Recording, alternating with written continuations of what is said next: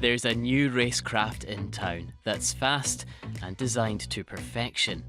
But this isn't racing on the road or in the air.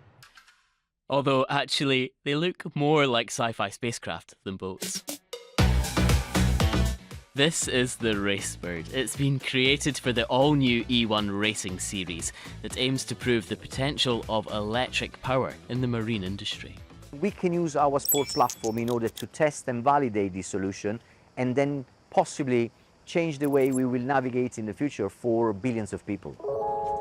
Hey, how you doing? Good, how Nice are to you? meet you. You've just come off the boat. Yeah. How was it out there on Lake Como? It was amazing. You know, our team's been working hard. We've been looking at data and we've been trying to do everything we can to be the fastest boat. We are the pioneers of a brand new series. So this is an electric hydrofoil power boat.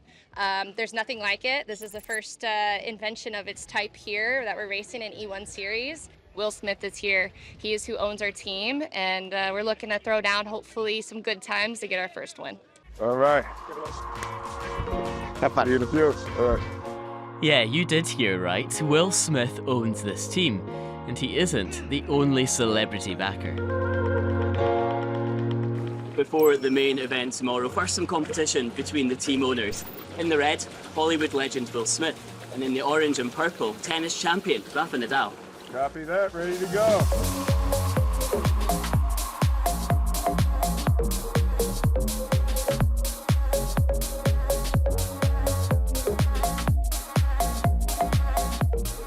These boats can reach 50 knots. That's around 93 kilometers per hour. So how do they reach those speeds? The key bit here is getting up on the thin bits of the foil and staying above the water to have the speed. That's right, yeah? Exactly. If you're on the edge of the foil and you're as high as possible, it's less drag in the water, so you're getting the most kph. But you know, there's some techniques that are coming into play as we learn these boats on what's fast. It's really tough to stay on the foil. You'll see us always doing as much as we can to stay on it, but it's not easy. We're very busy in the cockpit. We're doing a lot to make sure to keep the boat happy, but it always wants to stay unhappy, so it's a challenge being a pilot in the Racebird. With the boat back on dry land, there's a question I'm desperate to ask. Can we get in and have a look? Of course, yeah. Brilliant. You're right. Thank you. It's tight. Yeah, it is very tight, yeah. Yeah, I think Will Smith had a bit of a hard time getting into it, actually. Can we fire it up? Yeah, of course we can, yeah. We can't go to the full load because we're in the garage, but basically turn the master on, so it just takes a little while to boot up. You'll see the screens just flashing on. When the pilots are out in the water, to get that important lift for the speed, they're actually having to press quite a lot of buttons and do quite a lot at the same time.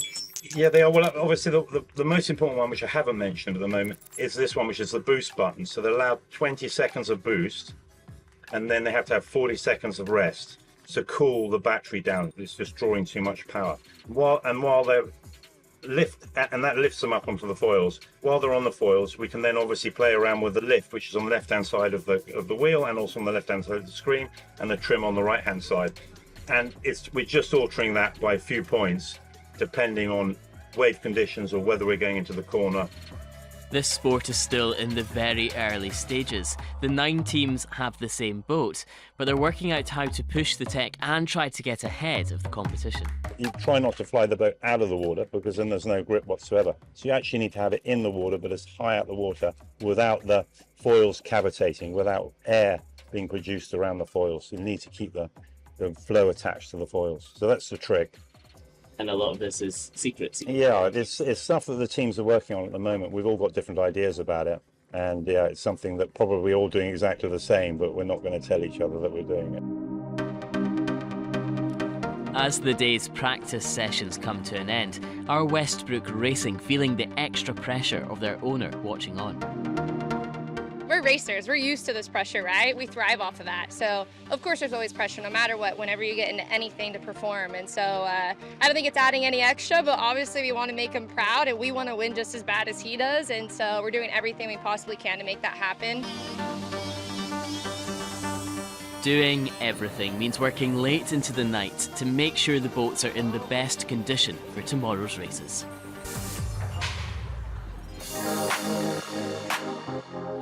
And who better to explain to us how this competition works than some of the drivers themselves.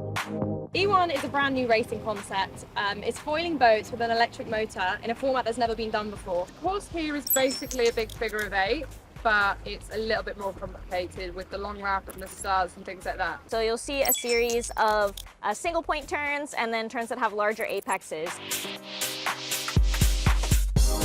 We're racing in some really spectacular locations, on the sea, in lakes, and we're really trying to push the foiling technology to the max. So every team has a male and a female pilot, and it's up to the team to decide which pilot will go first. After the first race, they'll alternate from there. Qualifying's done in a single boat format, so we're all about maximising our 1 lap time.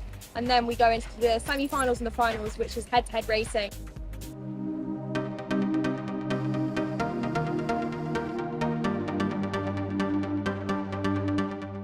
The stage has been set. 5 teams are in the final, but who will win? There's only one way to find out.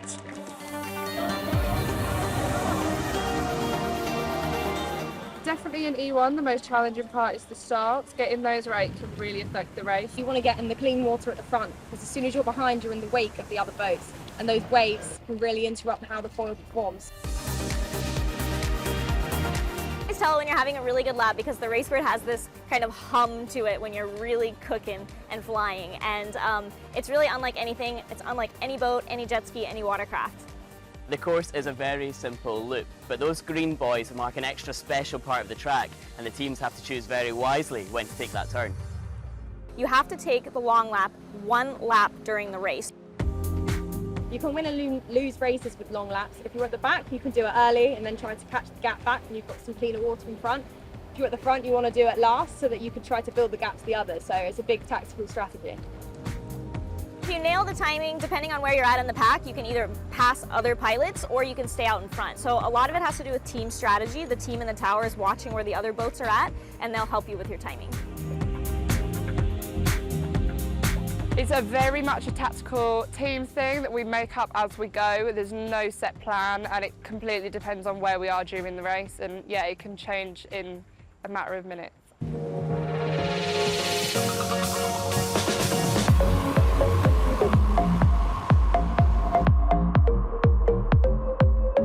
At the end of the day, you know, the teams really have to work together. Both pilots have to be consistent. You know, one pilot can be really fast. If the other one is slower, then it may come down to the wire. So having 2 very consistent pilots that can work together is how you're really going to win.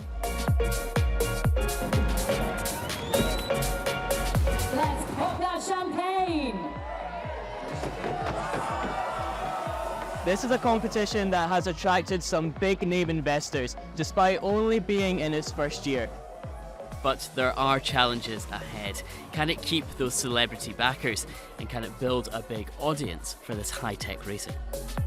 I think the groundwork for this championship is amazing. You know, the names behind it now are incredible. I've heard some good rumours of teams coming in for next year as well. So I think the format is really exciting. I think a lot of people are really interested and excited about the new technology and also the sustainability message behind the championship. So I hope it continues for many years to come.